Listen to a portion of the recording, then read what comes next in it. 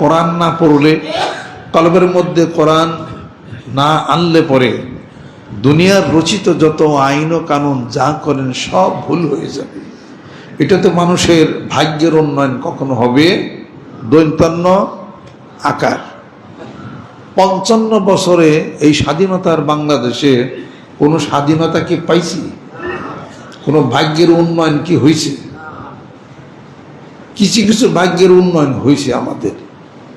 বর্তমানে রাস্তাঘাটে হাঁটলে পরে রাত 12টা নেই 1টা নেই হাঁটা যায় না, ডাইনে বামে সব দেওয়া যায় কুত্তা, কথা ঠিক কিনা? কুকুরের গালায় হাঁটাই যায় না। কিছু উন্নতি হয়েছে, কিছু উন্নতি হয়েছে। মানে বিদ্যুৎ বিল বলাইছে এই মাসে, সুবহানাল্লাহ। আর রাস্তা বেরোলে কুত্তা দেওয়া যায়।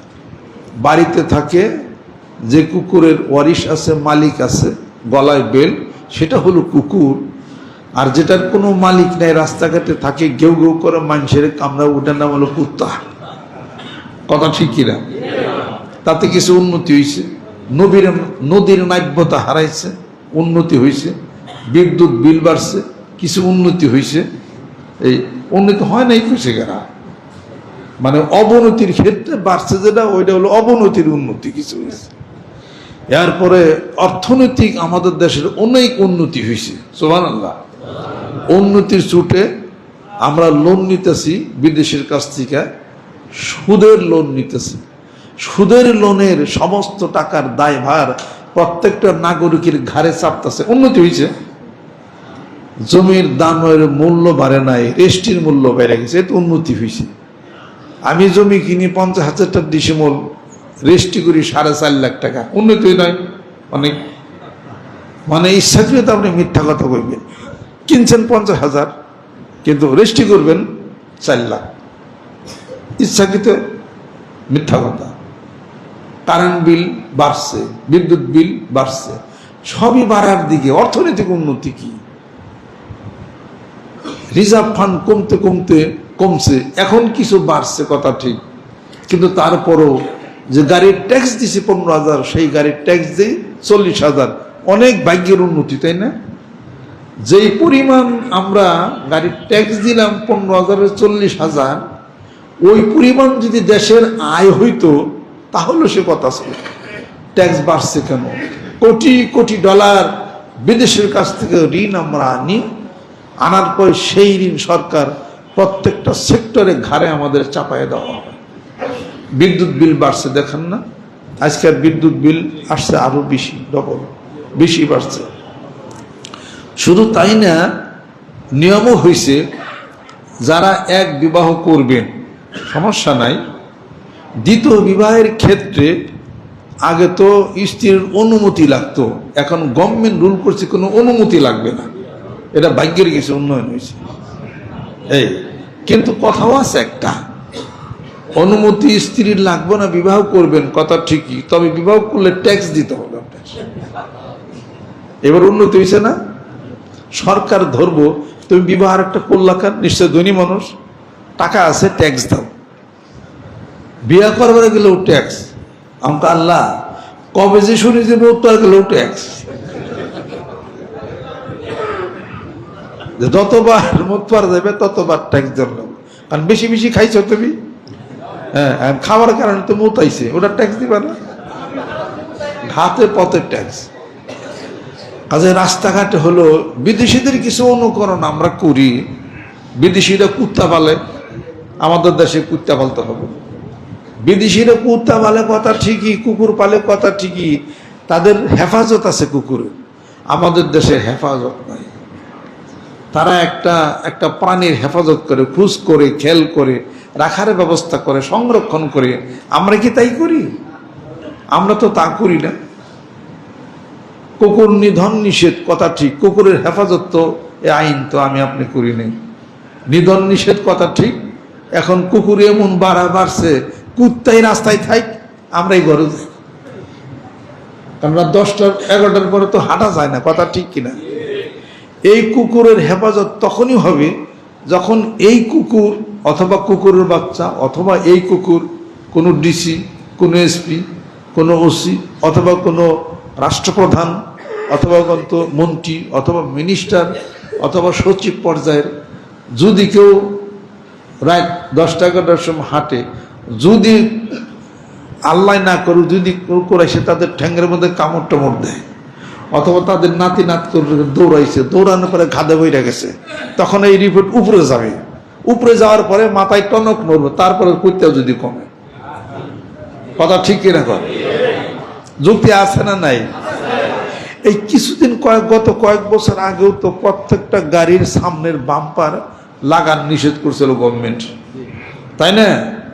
নিষেধ করছে।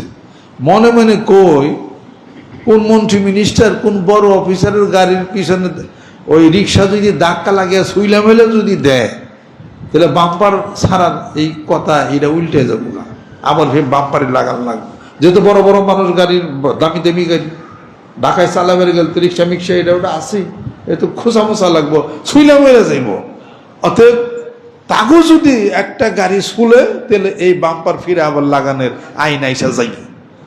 আল্লাহর হিকাম কিছুদিন পরে ওখানে আবার বাম্পার আইন নেই, সবাই বাম্পার লাগায়।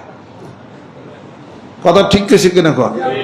অতএব কুত্তে যদি এই ধরনের বড় বড় অফিসারের ঠ্যাঙ্গের মধ্যে যদি একটা কামড় যদি দেয়, তাহলে গভর্নমেন্ট নিয়ম করবে অতিরিক্ত কুকুর রাস্তায় যেগুলা থাকবে বেওয়ারি সব এগুলার আগের মতো পৌরসভায় অর্ডার দেবে, ধরে নেমে আলাও।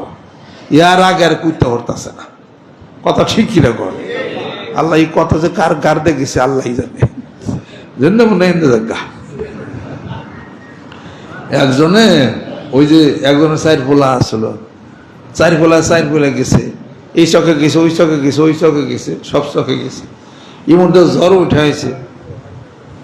তার হ্যার স্বামী কয় কি কাই, এই যে তোমার এই পোলা জমরে গেছে, জ্বর উঠাইছে, কি করবা? আল্লাহর কাছে দোয়া করো, আল্লাহর কাছে দোয়া করো। ও চকেতে আইসা সারবার পারলো, দোয়া করতে আল্লাহ এই উত্তর চকে আবার ছোট পোলা গেছে, আল্লাহ জ্বরে জানি ওরা পায় না। দক্ষিণ চকে যে তোমার মাথার পোলা গেছে, এটা কি করবা? পাল্লা এই দক্ষিণ চকের মাথার পোলা গেছে, জ্বর তুই আরে ফেললে যা, পুপ ফেলে যা। পুপ পেলে তো তোমার বড় পোলা গেছে। এই পাল্লা পুপ পেলে জ্বর ও ফেলে যাইস না, ও ফেলে আবার বড় পোলা গেছে। এরকম করতে করতে সব পোনা দায়িত্ব পোলাটা সবাই গেছে, জ্বর উঠাইছে। এনে বুড়ি কয় কি, আল্লাহ জ্বর তুমি জেন যাবেন না, হেন্দে যাবা। কথা আমি কইলাম, কথা জেন যাবেন না, হেন্দে যাগা। কথা ঠিক কইছে কিনা জোরে কর। জনগণের, আমরা জনগণের বাক্যের পরিবর্তন, যে সালা এই নোট, যে লাউ সেই কদু। এই যে লাউ সেই কদু রান্দে খাওয়া যাবে দুধ দিয়া, ভালো কথা ঠিক। যদি যে কোনো দেশের যে কোনো লোক বা প্রধান, সরকার প্রধান কোরআনকে হাতে নেয়, সুবহানাল্লাহ, কোরআনের জীবন পরিগ্রহ করে, সুবহানাল্লাহ। আল্লাহ মানি, আল্লাহর কালাম মানতে কি সমস্যা আছে? 6 বার হজ করলাম, যে আল্লাহর হজ করি, যে আল্লাহর হজ করি, সে আল্লাহর কোরআনের কথাগুলি পালন করি, সমস্যা কি কিছু? আস্তে আস্তে হবে, ইট উইল টেক টাইম, সময় নিবে, করবেন তো, সময় নিবে, করবেন তো, তাহলেও সমস্যা কি আছে? এ কোরআন যদি ফলো করে এই দেশের মানুষ, ওয়ালাউ আন্না আহলাল কুরআন আমানু ওয়াত্তাকাউ লাফাতাহনা আলাইহিম বারাকাতিম মিনাস সামাই ওয়াল আরদ, যদি জনপদের লোকেরা কোরআন তেলাওয়াত করে, কোরআন মানে আল্লাহকে ভয় করে, আসমান জমিনের সমস্ত বরকত আমি উন্মুক্ত করে দেব। বরকতের মালিক কে? রিজিকের মালিক কে? রিজিক যদি নিয়ে যায়, তুমি পারবা ফেরাতে? ওই যে 90 না কত সালেই তো উড়ির স্তরে হয়েছিল, যে 91 না, হ্যাঁ 91, 91। আমি তো 92-তে মাস্টার্স কমপ্লিট করছি, তার আগের বছর। তার মহসিন হলে আমি থাকতাম, মহসিন হলে থাকতাম। তো 91 সালে ওই যে হাতিয়া সন্ধি উড়ির চর হইল না, 91 সনের কথা এটা। তখন আবার 90 তো নির্বাচন হল আমেরিকাতে, Bill Clinton, George Bush, W Bush হলো। ওই সময় যে উড়িষ্যার ঝড় হয়েছিল, মানুষ পইরা পইরা মইরা মইরা বাড়ছে, তখন কই গেছিলে? এক ভূমিকম্পে তুরস্কে 50,000 মানুষ শেষ হয়েছে, ফিরে পারছ। কারণ কি? কি কারণ ছিল? কোরআন অবমাননা করেছে। কোরআন অবমাননা করবা, যেমন বরকত হবে মানলে, অবমাননা করলে তার ওই রকম অবনতিও হবে। যে তুরস্কের সে নেভাল ডেতে সব বড় বড় অফিসাররা আসছে বিভিন্ন দেশের, ওখানকারও বিশাল এক ঘর, রুম, হলরুমের মধ্যে। ওখানকার যে মেন ব্যক্তি, সে বলতেছিল, কোরআন শরীফ কি তোমরা পড়া জানো কি? তার মধ্যে এক ক্যাপ্টেন আসছিল, হ্যাঁ। কোরআন শরীফে এ আয়াত শরীফ বের করো। কি আয়াত শরীফ? ইন্না নাহনু নাযালনা যিকরা ওয়া ইন্না লাহু লাহাফিজুন। আমি কোরআন নাজিল করেছি, আমি কোরআনের হেফাজত করব। তখন সে পাঠ করছে, তাহলে আল্লাহ কোরআন হেফাজত করবে, তাই তো তোমাদের ধর্মে বলে। সে বিশাল অনুষ্ঠানের মধ্যে তখন সেই লোকটা কোরআন শরীফের এরকম ধৈরা এই পাতা ছিঁড়তেছে, টেনে টেনে। কই আল্লাহ বলে কোরআন হেফাজত করে, আমি তো পাতা ছিঁড়তেছি, হেফাজত তো করে না। পরে সে পাতা ছিঁড়া ফালাইছে। ক্যাপ্টেন মনের কষ্টে, মনের দুঃখে সেই অনুষ্ঠান থেকে চলে গেছে। পাতা ছিঁড়া ফালাইছে, আর বল ড্যান্স মেয়েরা অর্ধলঙ্গিনী হইয়া মেয়েরা সেখানে ড্যান্স দিছে, আর কোরআনের পাতা ছিঁড়ছে, পাতার উপরে পাড়াইছে। সে বাহিরে গেছে আর কাঁদতেছে, আল্লাহ তুমি বিচার করো। এই ঘটনা তুরস্কে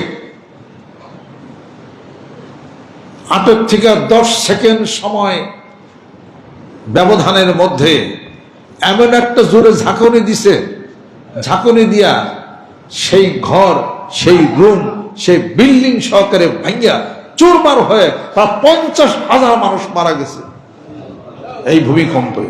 ভূমিকম্পের মালিক কে? ছোট ছোট ভূমিকম্প দিয়া আল্লাহ পাক বড় কিয়ামতের ভূমিকম্পের কথা আল্লাহ পাক বলেছেন। কোরআন না পড়লে কিছুই বোঝা যাবে না। ইযা যুলজিলাতিল আরদু জিলজালাহা ওয়া আখরাজাতিল আরদু আসকালাহা ওয়া ক্বালাল ইনসানু মা লাহা। আর যখন প্রচন্ড কম্পনে প্রকম্পিত হবে এই জমিন, কিছু কিছু নজির আল্লাহ পাক দেখায় দেন। কে সুনামি পারলা না ফিরাইতে, কে টিডিনা পারলা না, রিটা পারলা না, আইলা পারলা না, নার্গিস পারলা না। বিশাল বিশাল এই ঝড়ের প্রচন্ড গতি, নিচের থেকে তোমাকে মাটি দিয়ে ধরতেছেন আল্লাহ পাক, আকাশ থেকে বিদ্যুৎ তাড়িত করতেছেন আল্লাহ পাক, পানি দিয়ে দৌড়িয়া ধরতেছেন। সেই সুনামির মধ্যে যারা ওই গোসল করতেছিল দৌড়িয়ে সারতে পারে নাই, পানি দিয়ে আল্লাহ পাক ধরছেন। মসজিদে কিছু মুসল্লি ছিল, আল্লাহ হেফাজত করছে। যেরকম সুবহানাল্লাহ, পানি দিয়ে দৌড়া বাসায় সাগরে নিয়ে কোথায় চলে গেছে। কোথায় সেই শক্তি, প্রচন্ড গতি, যে মহান মাবুদের সেই একটা ছোট্ট একটা গজব, অল্প একটুখানি তাই কোলাইতে পারো না। অতএব যে জাতি, যেই লোক, শাসক যারা কোরআন মানবে, মহব্বত করবে, কোরআনের কথা বলবে, রহমত করবে, দেশ বরকত হয়ে যাবে। আর সেই ধরনের শাসক যদি না হয়, তাদের কারণে শাসিত যারা আছে, আমরা এই দুঃখ দুর্দশার মধ্যে পড়ে যাব, কারণ আমাদেরও দোষ আছে। এই জন্যে সাংঘাতিক ব্যাপার নেতা নির্বাচন করতে। আপনি নেতা নির্বাচন করতে ভুল করবে, ওই নেতার যত খারাপের হিসাবপত্র সব আপনাকেই সব ভোগ করতে হবে। কথা ঠিক করে বলো। অতএব আমাদের দেশে সে অর্থনৈতিক মুক্তি কি আছে? কোরআন ফলো করবেন না, অর্থনৈতিক মুক্তি হবে না। আল্লাহ পাক কোরআনুল কারীমের মধ্যে ইরশাদ করেন, আন্নাল আরদা ইয়ারিসুহা ইবাদিয়াস সালিহুন। কোরআন পড়লেই তো পারবেন। এই জমিনের রাজত্বের, জমিনের যা কিছু আছে রাজত্ব আল্লাহ পাক মুমিন বান্দাদের জন্য সালেহ নেককার বান্দাদের জন্য ভূমির রাজত্ব আল্লাহ পাক দিয়েছেন। যেরকম সুবহানাল্লাহ। অতএব কোরআন যারা ফলো করে, আল্লাহ রাসূলকে মহব্বত করে, নামাজের কথা বলে, জিকিরের কথা বলে, হজের কথা বলে, জাকাতের কথা বলে, সুদমুক্ত সমাজের ব্যবস্থার কথা যারা বলে, আল্লাহ বলেন তারাই শান্তিতে থাকবে। তাদের রিজিকের গ্যারান্টি আমি আল্লাহর কুদরত দেব। যেরকম সুবহানাল্লাহ। ওমান ইয়াত্তাকিল্লাহ ইয়াজআল লাহু মাখরাজান ওয়া ইয়ারযুকহু মিন হাইসু লা ইয়াহতাসিব। আমি আল্লাহকে ভয় করে আমি তাদের রিজিকের ব্যবস্থা এমন জায়গা থেকে করে দেব বান্দা যা কল্পনাও করতে পারে না। যেরকম সুবহানাল্লাহ। আর আমি তাদেরকে কি করব? ইউখরিজুহুম মিনাজ যুলুমাতি ইলান নূর। অন্ধকার থেকে আমি আল্লাহ রব্বুল আলামিন তাদেরকে আলোর দিকে নিয়ে যাব। যেরকম সুবহানাল্লাহ। এই অন্ধকার হলো বিপদ, এই অন্ধকার হলো মারামারি, কাটাকাটি, হত্যা, রাহাজানি। এই অন্ধকার থেকে তাদেরকে আলোর দিকে নিয়ে যাব, অভাব দূর করে দেব, হাতের সচ্ছলতা এনে দেব, সমস্ত চিন্তা থেকে আমি তাদেরকে মুক্ত করে দেব। এটা আমি আল্লাহ রব্বুল আলামিন আমার কুদরতের খেলা, আমার কুদরতের উপরে ওয়াজিব হয়ে যায়। ওয়া কানা হাক্কান আলাইনা নাসরুল মুমিনিন। আমার মুমিন বান্দাকে সাহায্য করব আমার কুদরতের উপরে ওয়াজিব হয়ে যায়। যেরকম সুবহানাল্লাহ। এই ঈমান ভিতর যদি আনতে চান তাহলে কোরআন তেলাওয়াত করেন। যেরকম সুবহানাল্লাহ। কোরআন তেলাওয়াত করলে আহাল্লাল্লাহুল বাইয়া ওয়া হাররামার রিবা, সুদ আল্লাহ হারাম করেছেন, কোরআন তেলাওয়াত করলেই বোঝা যাবে, কোরআনিক জীবন পরিগ্রহ করলেই বোঝা যাবে। অতএব সুদমুক্ত সমাজ হোক। সেই সুদমুক্ত সমাজ ব্যবস্থা করতে গেলে এই সরকারেরই হলো দরকার এবং প্রয়োজন। আইন প্রণয়ন করবে, সিস্টেম করবে, সুদ ভুলে যাবে, বিদেশের কাছ থেকে চড়া মূল্যে আর ঋণ করা যাবে না। ইসলামী দেশের সাথে যোগাযোগ আলাপ আলোচনা করে, 55টা আরবি দেশের সাথে আলাপ আলোচনা করে দেশকে সমৃদ্ধশালী করার জন্য কোরআনিক জীবন পরিগ্রহ করে তাদের কাছ থেকে কর্জা হাসানা নেন। ওমান ইউকরিদুল্লাহ কারদান হাসান ফায়ুদাইফাহু লাহু আদআফান কাসীরা। যেরকম সুবহানাল্লাহ। এই আয়াত শরীফ কি রাশিয়ারা জানে, আমেরিকা জানে, জাইকা জানে, নেদারল্যান্ড জানে, নিউজিল্যান্ড জানে? জানে মুসলমানেরা। আল্লাহ পাক বলেন যদি কোনো মুসলমানকে কর্জা হাসানা দেয় আল্লাহ পাক বহুগুণে তাকে বাড়িয়ে দিবেন। এটা সৌদি জানে, কুয়েত জানে, কাতার জানে, আবুধাবি জানে, ওমান জানে, মাকসুদ জানে, বাহরাইন জানে, দুবাই জানে, 55টা মুসলিম রাষ্ট্র জানে। তারা আমাদের দেশে যে ঋণ নিবে এই ঋণের সুদ নেবে না, যেহেতু তাদের ঋণ দেওয়ার ব্যাপারে আল্লাহ পাক বলেন 10 গুণ বাড়িয়ে দেবো। এটা তো মুসলমানরা জানে। আপনি আমেরিকার থেকে যদি লোন আনেন তারা সুদ নেবে, রাশিয়ার থেকে আনেন সুদ নেবে। প্রতিদিন 10 কোটি টাকা সুদ আমরা রাশিয়ারে দিতেছি রূপপুর পারমাণবিক কেন্দ্র প্রতিষ্ঠার জন্য। কথা কি বুঝে পারছি? অতএব কোরআন যদি মানেন, কোরআন ফলো করেন, আর আরব বিশ্বের সাথে সংযোগ স্থাপন করলে তারা 1 বিলিয়ন টাকা আমাদেরকে দিবে, কিন্তু কোনো সুদ নেবে না। 3 বছর 5 বছর মেয়াদের জন্য দিবে, আবার আমরা টাকা শোধ করব। এখন তো বিদেশ থেকে আমরা ঋণ আনি, 1 বছর 2 বছর পর পর কিস্তি দেই, কিন্তু চড়া বললে সুদও তো আমরা দেই। এই সুদ ছাড়া কারবার করতে গেলে মুসলিম দেশের সাথে যোগাযোগের হলো দরকার। এবং সেই জন্য সেই সরকার, প্রধানের মন্ত্রী পরিষদ আরো যারা আছে তারা কোরআন খুলতে হবে। যেরকম সুবহানাল্লাহ। ইয়া ছাড়া এ দেশের ভাগ্যের উন্নয়ন সম্ভব না। সেই নেতার নেতৃত্বে এই দেশ চলুক যিনি কোরআন ফলো করেন, হাদিস শরীফ মানেন, হিকমতের জ্ঞান আছেন এবং মুসলিম বিশ্বের সাথে যোগাযোগ রক্ষা করে টাকা পয়সা আনার ব্যবস্থা করেন। সুদ দিতে হবে না। আমার এই ফর্মুলাটি কি ভুল? আপনারা সেই অন্তর ভিতরে, হৃদয় ভিতরে রেখে রেখে নেতা নির্বাচন করেন। যেরকম সুবহানাল্লাহ। দেশের উন্নতি হবে। তাছাড়া ইলেকশন যতই হোক, যাই কিছু হোক, যতই সঠিক নির্বাচন হোক, দেশের ভাগ্যের পরিবর্তন কিছু আসবে না।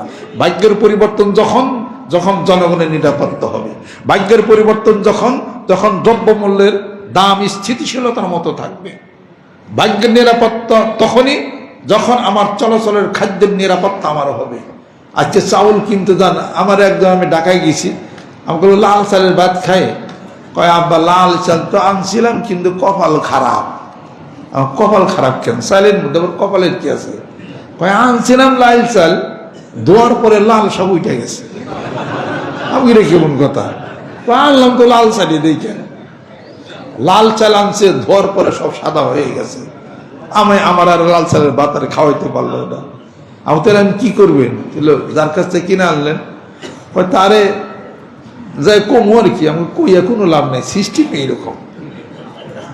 আরেক দোকানদারের কাছ থেকে চাউল কিনছে, সাদা সাদা পাথর না, ওইটা খেলে কামড় লাগতেছে, গেছে কাই চাইলের মধ্যে পাথর কে কয়টা সরকারের আমরা পাশ করে নিছি, এটা পাথর কিছু দিবই, এক মনে কত ডিজাইনে আধা কেজি না দেয় আর কি পাথর। এটা গভর্নমেন্ট, এটা সমস্যা নাই, এটা হলো ওপেন সিক্রেট, এটা গোপনে গোপনে জানে কিন্তু প্রকাশ করা যাবে না। এটা আপনি বলে কোনো লাভ নাই। সাদা সাদা ছোট পাথর দেখে আছে পাথর, এটা হলো এটা দিবে, এটা কিছু দিয়ে এটা প্লাস মাইনাস এরা করে, কাজে বলে কোনো এটা লাভ হবে না। এটা হ্যাঁ এরকম দেয়া রাখছে। আমি এক জায়গায় ওই বাসায় উঠতে যাই, দেখি ডাইনে অনেক বস্তা। তাই আমি বললাম যে ভাই এই বস্তা কিসের এখানে রাখে? তো গাড়ি করে রাখার সমস্যা, বস্তা কয় আমাদের এখানে একজন ব্যবসা করে, তো এই বস্তা তার। আমাদের কিসের বস্তা এটা? কয় এটার মধ্যে মুরগির খাবার। আমাকে মুরগির খাবার এখানে রাখছে, গন্ধ আসতো তো। কয় সব মুরগির খাবারে গন্ধ আসে না। আমি এটা ওর কোন ধরনের খাবার যে গন্ধ আসে না? কয় এটা হলো অন্য খাবার, এটা গন্ধ আসবে না। আমাকে দেহানছে কেমন খাবার, বস্তা থেকে কিছু খাবার নিলে এতটুকু ছোট ছোট সাদা পাথর, আমরা এই ডেকে ডেকে খাবার, কয় পাথরই খাবার। মুরগির খাবারের সাথে পাথর মিশিয়ে দেয়, মুরগি খায় আর পাথরও পেটে যায়, খিদা কম লাগে, পাথরও ওজন আছে। মুরগি যখন মাপে তখন মোটামুটি 100 টাকা 200 টাকা এটা ওজন বেশি হয়ে যায়। এটা মুরগিরে খাওয়ায়। এটা শুধু তাই না, ইলিশ মাছের পেটের মধ্যে গলার মধ্যে ঢুকাই দেয়। ইলিশ মাছের পেটের মধ্যে সাদা সাদা পাথর, এটা গলার মধ্যে ঢুকিয়ে দিয়ে ওজনে বাড়ার জন্য। নাউজুবিল্লাহ। এই সমস্ত কিছু অসদাচরণ এটা ওটা বাঙালির করে কেন? অভাবের কারণে, সমস্যার কারণে। সিস্টেম যদি ওই রকম হইতো বাঙালির এটা করতো না। কিন্তু এত গেলের খোঁজ খবর, আইন প্রয়োগকারী সংস্থা এগুলো এত খোঁজ খবর নিয়ে ওদেরকে ধরবো না। কথা খেয়াল করছেন? নাহলে ব্যবসারা বাঁচবো কেমনি করে? এটা এখন মানে এটা জায়েজ হালাল হয়ে গেছে। এটা হারাম হইলেও হালাল, এটা কেউ মনে করো না, এটা দেই দিয়েই থাকি না। চাইলের রং লাল, এটা কইরেই থাকে, এটা কোনো ব্যাপারই না। এটা চাইলের রং চাইল দিছে তাই বেশি, প্লাস্টিক যে দেয় নাই এটা কোন আগে।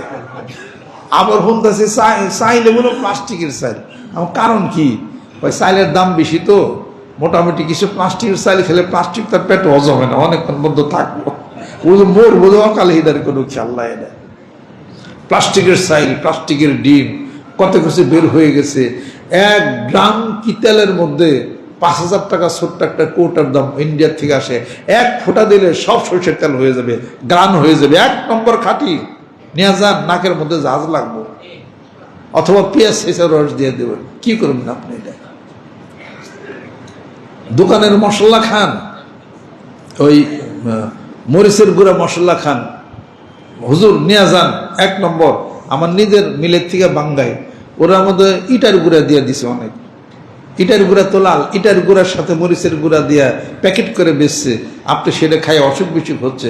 আপনার দেখা গেছে কারণ মেশিনের মধ্যে দেখতে গেছেন, আপনি প্যাকেট নিয়েছেন। আপনি এটা সজার ফাঁকি, এটা ওটা হ্যান ত্যান, গ্রামের থেকে আসে, মানুষ দুয়ারের মধ্যে গোবর দেয়, গোবর দেওয়ার পরে সস শুকা দেয়, সেই ঝাড়ু দিয়ে সেগুলা ঝাইরা আপনি হাটে বিক্রি করে বস্তা করে নিয়ে এসে আপনি বাঙ্গায় প্যাকেট বেচেন। কত গোবর যে আমি আপনি খাই, কত ইটার গুঁড়া খাই, এটা কি খেলা আছে কিছু? অকালে বাঙালি মরছে, অকালে বলো ডায়াগনস্টিক সেন্টার, এত এত ইখান কি জানি কয়, এত হাসপাতাল কারণটা কি? এত হাসপাতাল কারণটা কি? বিভিন্নভাবে আমরা স্বাস্থ্য নষ্ট, মানসিকতা নষ্ট, সমস্ত কিছু নষ্ট, বিপর্যয় হয়ে গেছে অর্থনৈতিক দুর্নীতির কারণের জন্যই। আর সেই অর্থনীতির মুক্তি একমাত্র দিচ্ছেন এই কোরআন আল কারীম। সুবহানাল্লাহ। আপনাদের খেদমতে আমার আরজ, আপনারা তো অনেক জিনিস খেয়াল করেন না, মাঝে মাঝে তাকাতে দেই। দরবার থেকে আমরা যদি এই ধরনের খাবার যদি সংগ্রহ করতে পারতাম তাহলে আপনাদের জন্য অনেক ভালো হইতো। এই যে বাজারে যে সমস্ত মাছগুলি আপনারা খান, এই মাছ খেয়ে কত মানুষের যে দুরারোগ্য ব্যাধি, ক্যান্সার হচ্ছে, কিছুই আপনারা বোঝেন না। এগুলা এই মাছগুলিকে আজে বাজে জিনিস খাওয়ায়। ওই মাছ তো দেন না, বাজারের পাঙ্গাস মাছ পেট ফোলা, দেখেন বাজারের পাঙ্গাস কিনে পেট মোটা না, কি ভুরি। আমার পুকুরের পাঙ্গাস মাছ সবটি পেট পাতলা। আমি তো আজে বাজে খাবার খাওয়াই না এটা। কিন্তু এই পাঙ্গাস মাছ বাজারে বেচবার গেলে ওই যারা চাষ করে একই দাম দিব, আর কি এটার মূল্য বুঝবো না, এটা বুঝবো না। অর্থাৎ দেখো পেট মোটা যেটা বড় ওইটা নিব, আর আমার তো পেট তো পাতলা, পেটের মধ্যে খাবার নাই কিছু। মাছ ঠিকই, কিন্তু পেটে খাবার নাই। খাওয়া গেল ভাত, গম টম, চাল টাল, টুকটাক খোল, এইগুলা। আমি কই আজে বাজে খাবার খাওয়াই, ওই মূল্য কি বাঙালিরে দিব? বাঙালি বুঝে খারাপ জিনিস খাবে, অকালে মরবে, তাও ভালো আছে। ভালো জিনিসের মূল্য তারা দেবে না। মানিকগঞ্জ দরবারে নিয়ত করছিলাম যে ভালো চাউল রাখার জন্য, ভালো মশলা রাখার জন্য, ভালো সর্ষের তেল রাখার জন্য, ভালো মাছ রাখার জন্য, যাতে ফ্রেশ জিনিসটা আপনার এখান থেকে নিয়ে কিনে যায়, শরীরটা আপনাদের রক্ষা করা পারতেন। কিন্তু এটা তো করতে গেলে দেখা যাবে আমাকে এলাকায় কত চাইল পাওয়া যায়, দুইটায় বেশি দেবো, এর নিমি কি করবেন দিয়ে। ওই চাইলের মধ্যে তো কত মেডিসিন মিশানো, তা আনি কি জানেন না আপনার এটা। আর এই মাছের মধ্যে যে কত ফরমালিন, ওই ফলের মধ্যে কত ফরমালিন দিয়ে তুইছে মানুষের। এত জায়গায় জায়গায় হাসপাতাল, ডায়াগনস্টিক সেন্টার, এত কিছু কেন? এত মানুষ অকালে কক করে কি করবার লিগে মানুষ, এত কিডনি হার্ট লাঞ্চ কেন মানুষ এত ক্ষতি হচ্ছে? এই সমস্ত কারণের জন্যই আমি আপনাদের খেদমত আরজ করতে চাই, এই সুষ্ঠু ব্যবস্থা ফেরানোর জন্য কোরআনিক জীবন ব্যবস্থা ছাড়া, কোরআনের শাসন ছাড়া কখনোই কোনোদিন এটা সম্ভব হবে না। এই জন্য আল্লাহর আশে, আল্লাহর পাগলের আগে আসতে হবে।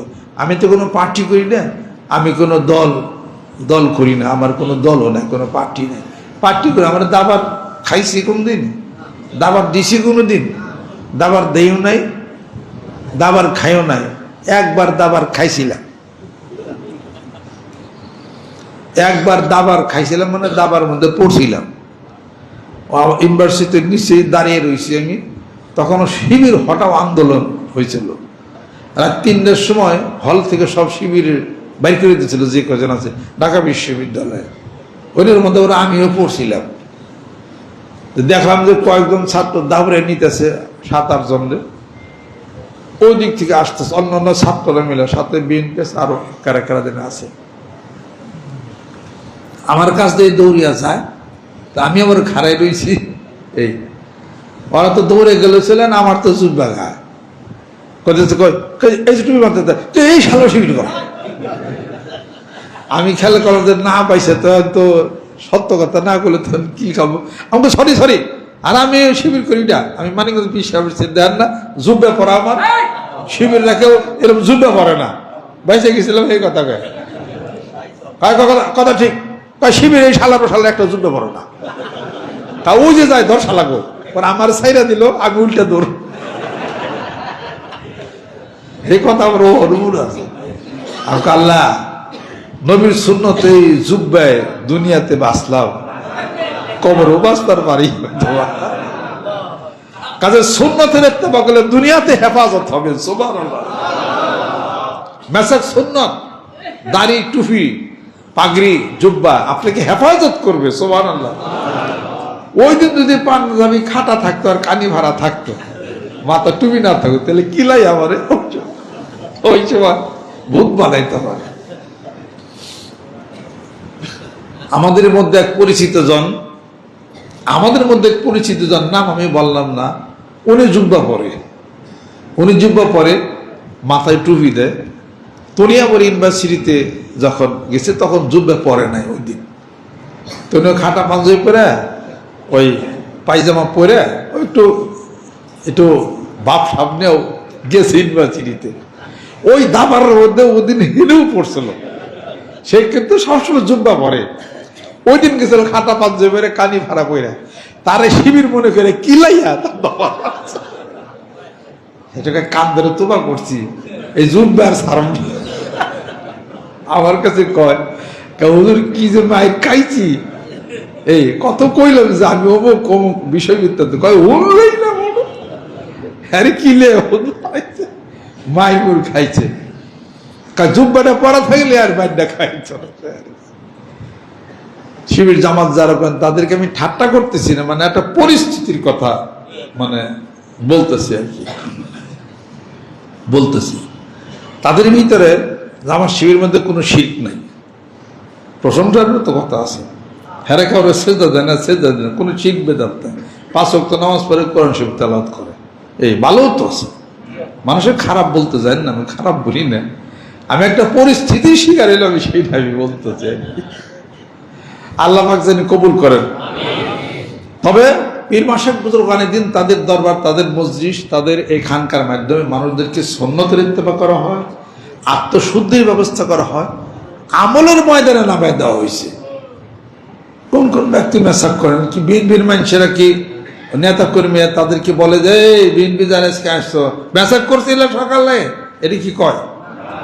নামাজ পড়ছিল সকালে, তা কি কয়? তা তো বলে না, তারা পার্টি করে দেশের উন্নতির কথা বলে, এক একজন এক এক লাইনে কাজ করে, সুবহানাল্লাহ। তা আমাদের কাজটা হলো আত্মশুদ্ধি, আমাদের কাজটা হলো মাথায় টুপি সুন্নত দিয়া, এইভাবে করে আমরা একটা বলয় সৃষ্টি করেছি, মহব্বত দেয়া, ভালোবাসা দেয়া, সেই কাজগুলো করার খেয়াল আমরা করি। তবে যাই কিছু হোক, বাংলাদেশ হয়তোবা উন্নতির দিকে যাচ্ছে, আলহামদুলিল্লাহ, যা খুশি আছি আমরা। কোরআনিক জীবনের মাধ্যমে সামনে যদি আরো পদক্ষেপগুলো নেন, বর্তমান সরকার আরো ভালো হবে, আলহামদুলিল্লাহ। কিছু কাজ করার সুযোগ তাদেরকে দেওয়া হোক, কাজ করার সুযোগ দিলে বোঝা যাবে তারাও কাজ করে, সরকার কাজ করে সামনে নিতে পারবে। একটু সুযোগ সুবিধা দেন আপনারা, কাজ করুক, বিদেশের সাথে যোগাযোগ করুক, আরব দেশের সাথে যোগাযোগ করে আমাদের দেশের ভাগ্যের উন্নয়ন, অর্থনৈতিক উন্নয়নটা হলে পরে তো সবচেয়ে বেশি ভালো হবে। দ্রব্যমূল্যের দাম কমবে, সবকিছুর ঊর্ধ্বগতি এগুলো আস্তে আস্তে কমবে। আলেম ওলামা তাদের সাথে যান, কথাবার্তা বলেন, আলাপ আলোচনা করেন। আমি যে থিমগুলি বললাম, এই থিমগুলি গভর্নমেন্টের কানে দেওয়া উচিত, দিলে তাদের তো অনেক জ্ঞানও খুলতে পারে। গভর্নমেন্টে সব জ্ঞানই যে আছে তা তো নাও হইতে পারে, সব জ্ঞান গভর্নমেন্টের আছে নাকি? সব জ্ঞান কি মন্ত্রী পরিষদের আছে? কার কাছে কোন জ্ঞান নিয়ে আপনি হয়তো রাস্তা আপনার বের করতে পারেন নতুন করে। আল্লাহ পাক আমাদেরকে যেন কবুল করে নেন। এই মাসে আমাদের বিদ্যুৎ বিল বাড়ছে, কমলো না, আর খালি বাড়ে। স্বর্ণের দাম একবার বলি একটু কমে, তারপরে আরো 8,000 টাকা পাই দাদা, বাড়ে যেটা হেড আর কমে না, এটা মনে রেখে দেন, কথা ঠিক কিনা? তো বিশাল বিদ্যুৎ বিল, এটা এই আপনারা আসেন এখানে, এই সারা মাস বিদ্যুৎ চলে, মাদ্রাসারিটা চলে, দরবার কমপ্লেক্স চলে। এই জন্য তো আমি বলছিলাম যে বছরে একবার যদি আপনার একটা রিজার্ভ ফান্ড যদি নিয়ত করে করেন, তাহলে একটা রিজার্ভ ফান্ড যদি আমাদের যদি খারিয়া যায়, ইনশাল্লাহ তাহলে ওই ফান্ডের থেকে তো অনেক আমরা চালাই নিতে পারি, যেরকম ঠিক কিনা? প্রতি মাসে বান্দা একটা খরচ আমাদের যায়। এবার সব কিছু মিলে ডবল বিদ্যুৎ বিল আসছে কত? 2,45,000 টাকা। এত বিদ্যুৎ বিল কোনদিন আসে না। এই সারা বাংলাদেশে এই বিদ্যুৎ বিল এইরকম আসতেছে। এটা একটা কেমন একটা আমাদের জন্য তো খুব একটা জুলুম। তো এই 2 লক্ষ বিদ্যুৎ বিল, মানুষের এত আয় নাই, ইনকাম নাই, তারপরে চাকরি বাকরির সুযোগ সুবিধা নেই, এতগুলো মানুষ কেমনি কি? আল্লাহ যদি হেফাজত না করে, আল্লাহ যদি আপনার আমার বরকত যদি না বাড়ান, তো কেমনে হবে? সকলে কোরআন শরীফ তেলাওয়াত করেন, সূরা দুখান, সূরা ওয়াকিয়া পড়েন, বিসমিল্লাহির রহমানির রহিম পড়েন, আর দোয়া করতে থাকেন আল্লাহ পাক যেন উন্নতিতে আমাদেরকে আল্লাহ পাক যেন দিয়ে দেন, রহমত করে দেন। আর যে কোনো সরকার গভর্নমেন্ট থাকুক, তাদের মাথার ব্রেন আল্লাহ যেন খুলে দেন, সুবহানাল্লাহ। তো এই বিদ্যুৎ বিল হলো 2 লক্ষ টাকার উপরে বিদ্যুৎ বিল। দুনিয়ার বিদ্যুৎ বিল, দুনিয়ার বিদ্যুৎ, দুনিয়ার আলোর ব্যবস্থা করে আল্লাহ পাক কবরের বিদ্যুৎ বিলের আলোর ব্যবস্থা আল্লাহ পাক করে দিবেন। জোরে জোরে কম সুবহানাল্লাহ।